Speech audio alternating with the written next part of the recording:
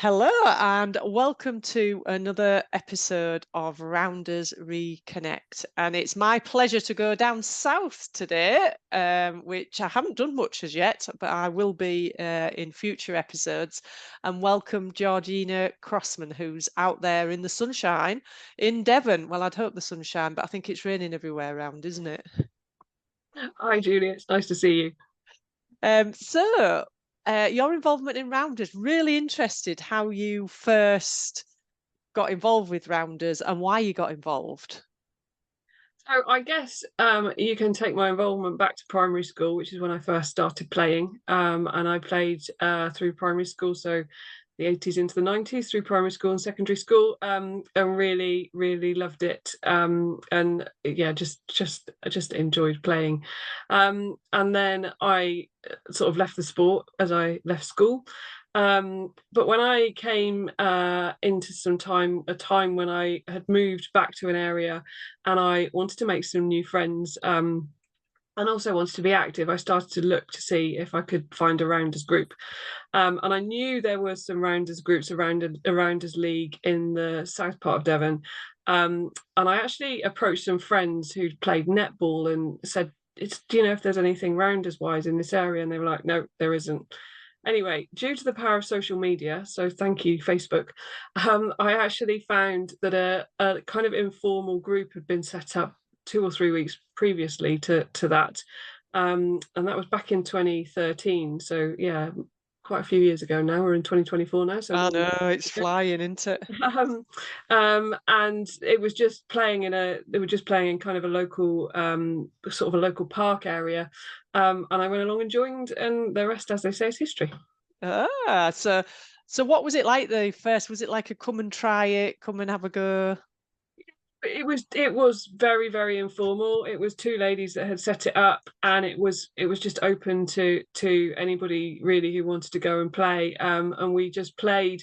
I think we played through until about September. In this park, we had a lot of fun. And it was just turn up on the night. It was just literally advertised on Facebook. There was a Facebook group. And we went and played, and that's where it came from. I didn't even know at that point that you could play indoors, and didn't know there was an indoor game. But we found, we kind of found that out, and then started playing indoors in the winter as well. Oh, fantastic. So actually keeping it all the year round. So how many people were involved then? Was it all women or was it mixed? It was all women then. So we do now have some guys who come and join us. We're predominantly female, but we do have some mixed sessions. But no, it very much was women at that point. And so I have a background in some sports, not in rounders, but in equestrian, and realised that actually there might have been a national governing body for rounders. So I actually approached them, and to kind of say, please, can we have some help? And they put us in touch with Somerset Activity and Sports Partnership, which had quite an active rounders kind of setup, and they still do. And we started working with them to get a little bit of support. And I can remember first going to see their indoor setup. I didn't actually play, but in the October 2013, went and saw them play indoors, and they were really kind because they gave us some kit. So I came away from that with some kit, whereas previously we've been playing with bollards, and yeah, I think one or two balls, not very many balls, and a handful of bats. But SAS kindly gave us some kit, which meant that we were able to start playing, a bit more properly. And we started visiting them. And I can remember the first time we went up to play them in the February 2014, and kind of being like, oh my word, we need to up our game a little bit because we don't really know what we're doing. But they were so lovely, and we learnt a lot from going up and playing with them, and we still do go up and play with them. And I was played as part of their league for a while. It's a little bit harder now with work commitments and things, but yeah, it's been really nice to play with them and to get to know those guys as well. So that's leagues. Is it a Devon league? It's Somerset League. So they Somerset so League. so Sorry. SAS run, so they run a league in the summer in Taunton, and then they used to run a league in the winter, but now it's a lot more sort of open sessions in the winter, and you turn up and play. And obviously COVID had a bit of a change on how we did that as well. But yeah, it's nice to go and meet some or make some friends in Taunton as well. So yeah. And the team that you're with, has that developed and grown over the years? Yeah, so we're very much a club-based kind of setup. We don't have a league down here, so not in North Devon. Taunton is our kind of our closest league. So we run on a club basis. We run a summer season and a winter season, so an indoor and an outdoor season, or an outdoor and an indoor season. And we also play on the beach as well, quite often Oh, how nice. with our Taunton friends, which is lovely, and that involves a curry as well, which is also good fun.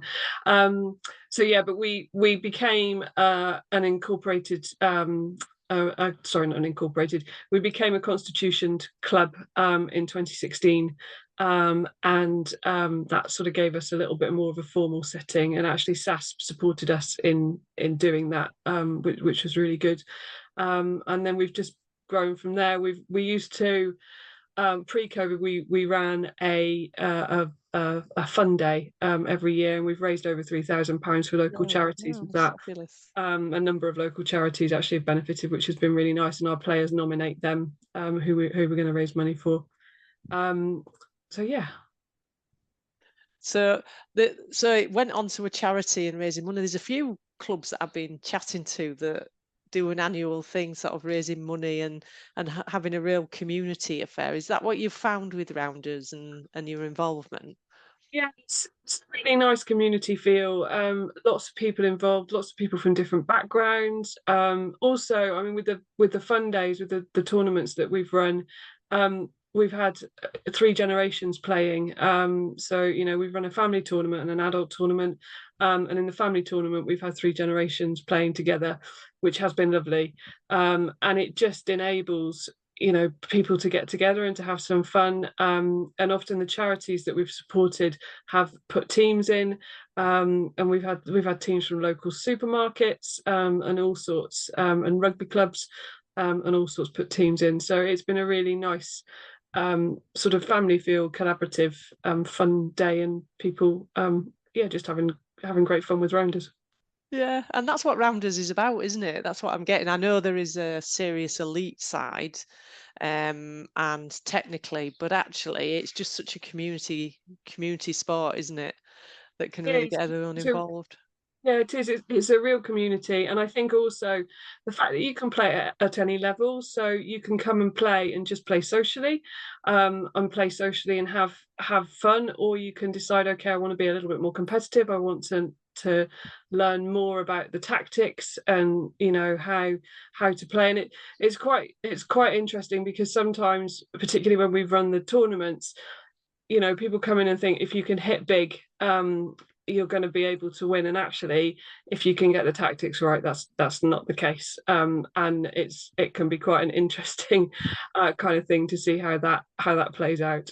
Yeah, absolutely. In fact, I was just talking to someone who was talking about that. Particularly if you hit big in one direction, you can set your fielders up, can't you? And So, yeah, there's a yeah, lot of tactics with that. If you know where somebody's going to hit, then yeah, you can really work it as a team. yeah, And it's really lovely when you kind of get that team feeling, and you work with a team that you know, and they know kind of what your strengths and weaknesses are, and you know what your teammates' strengths and weaknesses are, and you play together, you know, effectively against another team. It's a lot of fun. yeah.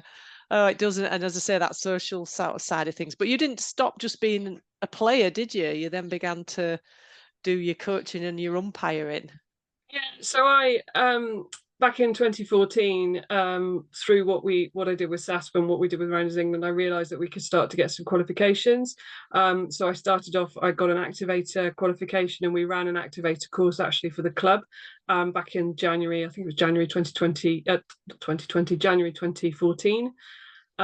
So we got a few people qualified to help us to run some sessions, and then we ran a prelim umpire course. Both of those were supported by SASP, so we started to get some people qualified to umpire as well, so me included, and that helped us to develop as a club. And then I decided to take the plunge with my coaching courses. So I did my level 1 coaching a little bit later that year. And then did my level 2 coaching, which I think probably took the longest time ever, because we started it just before the lockdown Oh. in March 2020. And we did finish it in, I think it was July 21, but it took quite a long time to get that one done. And then I've done what was the intermediate coaching course. That's now not coaching course, sorry, what was the intermediate umpire course, which has now changed with the new kind of setup that Rounders England have got for its qualifications. But yeah, learning kind of the skills and the rules and the more the tactics again through those courses has been really helpful for my development and for the club's development. Absolutely. So do you coach and umpire for the club then? Yeah, so I do a bit of everything really. So I'm the chair of the club, and I very much there's a couple of us that coach. So we sort of split it between us, and then I umpire, and others will umpire as well. And we've been involved in umpiring local schools games as well. So for primary schools, we were involved for a number of years in umpiring their finals, so the primary school finals for North Devon, which was always a lot of fun, and great to see the kids. And lots of the kids are really, really fab players as well, so really nice to see their development. So yeah, kind of doing a bit of everything really. Yeah, yeah. You start off as a volunteer, well, you start off as a player and then you end up doing a bit of everything, don't you? So Just sucked in a bit. have you got any memories or anything, or any fun memories or special memories of a particular game or a time or something that I think when we've run beach matches and we've had Taunton have come down, the Taunton folks have come down and joined us.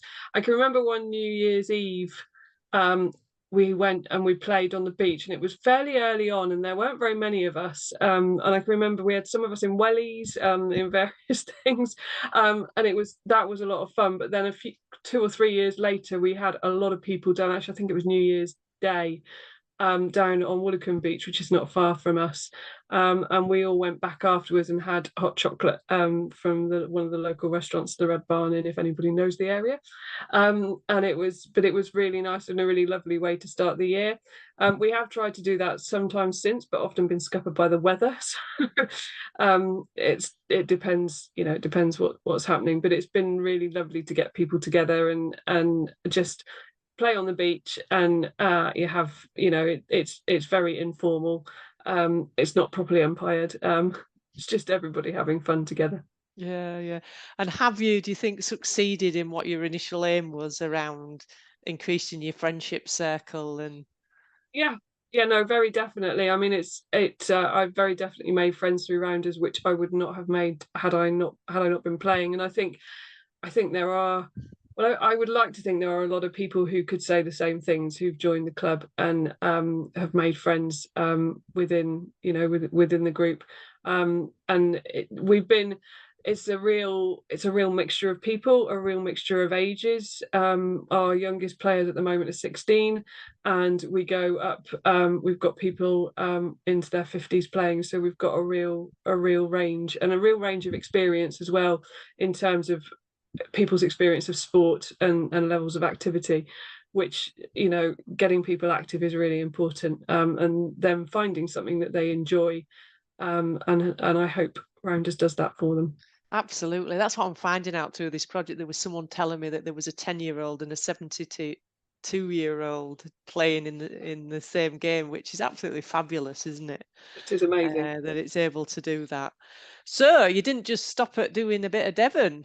You then got yourself elected onto the Rounders England board. Tell us a bit more about what you do sort of for Rounders England and what your role is. And Yeah, so I was elected in the autumn of 2017. Oh, that was actually when I went onto the board. I think the election might have been earlier in the year. But yes, so I'm an elected director. I've done 1 and a bit terms, so I'm coming to the end of my second term at the end of next year, so the autumn of 2025. And at that point I will step off because you can only do 2 terms. So my current role, I'm vice chair of the board, and I also work with the development and engagement kind of area, the portfolio. So a lot with the talent work and the sort of talent pathway into elite play, and I've kind of been involved in that aspect, not quite as soon as I started on the board, but probably within the first year or so. That was sort of where I've ended up. So do a lot of work with the people that are involved in that, which is great. Yeah, and sort of from your sort of beginning, have you seen changes in England Rounders and its development and growth? Yeah, so I think we there's definitely been a development and a growth in the talent pathway now. There wasn't really that there was sort of a pathway going through, but it's a lot more defined now. And with the Rounders Reconnected strategy, that has really kind of developed that sort of thinking and 4 posts that we have within that, so kind of how that builds through the game and through people's involvement, and with the talent hubs that we've got now in the regions. It's really nice to be able to see how people from anywhere can get involved, and if they want to take the sport to another level, there is a route for them. So if they want to play at club, league, team level, they can actually do that. And if they want to develop, they've got a hub where they can go to, and the regional hubs kind of developing across the country, starting in the northeast, the northwest, and the Midlands, but then hopefully coming down south and a little bit more maybe in my direction, will be a real development. I mean, we down in this part of the world, we have had a little bit of involvement sort of with Rounders England, and the Rounders England elite squad came down for, I don't know, 3 or 4 years, and played their first match of their season at Taunton, and I played against the England teams, I think on three of them. So that was a real experience for me, and also we had club members join, and we've had one of our club members was an elite England player as well for a while, which was fantastic for us. But I think actually there's a lot clearer structure now with that, and that's been able to be developed through the support that we've had through Sport England, and some of the other funding. So the funding that we got for the Together Fund has been really beneficial, as to kind of development for individual clubs, but then that being able to sort of be supported by what we've done in other ways. So I think it's been really good for the NGB, for the governing body as a whole, to be able to do that. Absolutely, and you can see the pathway now, can't you, of what you're doing in Devon, the importance of that community, but also those clubs and those individual players that can strive as umpires or as coaches through the system as well. It's lovely to see that Yeah, structure, isn't it? it's really good, and it's really good because Rounders is a relatively small sport, but being able to support the people who are involved and the people who enjoy it, at those levels, and it's not just as players either. It's as if you want to be a coach or if you want to umpire, there are ways in which you can be supported through that system. And I think it will only continue to grow, and hopefully when we've got a few different hubs, and I know the with the regional development kind of plans, they'll be playing each other and doing all sorts of things along those lines. I think it will just help to develop things further. Yeah, and it's lovely to see, isn't it? And as you was a participant in 2013 to where you are on the board, you can really see that progress, can't you? It's really heartening, and it's really heartening for the support that we've had through all the clubs and the teams and the leagues and their players, as they've seen that things have been planning to be developed, and through Sport England, through their funding of our general programme, and then how we've been able to sort of develop the talent side with that, and then kind of just support people's development, players' development. It's really nice to be a Yeah, part of that. yeah. I don't know if I've missed anything off your list of things to do. I know I sort of sent questions, but is there anything else that you want to add? I'm kind of I think we've covered most of it. I think it's I think the one thing I would probably add is that the power of sport should not be underestimated. And in my equestrian activity, it's been brilliant to see men and women play, ride, compete together. And one of the things that I really enjoy with rounders is that when we play with mixed teams, um, we're able to play in that way, and so not just across generations, but across gender as well. And I think actually, Rounders has a fairly unique position in the way that that's able to happen. So I think there's a lot that we can do with that. And the Taunton League is a mixed league. So we kind of get a bit of both because we are predominantly female, though we do have some men involved. But yeah, we get a bit of both. So I think that's a real positive thing. And I think the community that there is around Rounders is very special as well. So it's nice to be a part of that.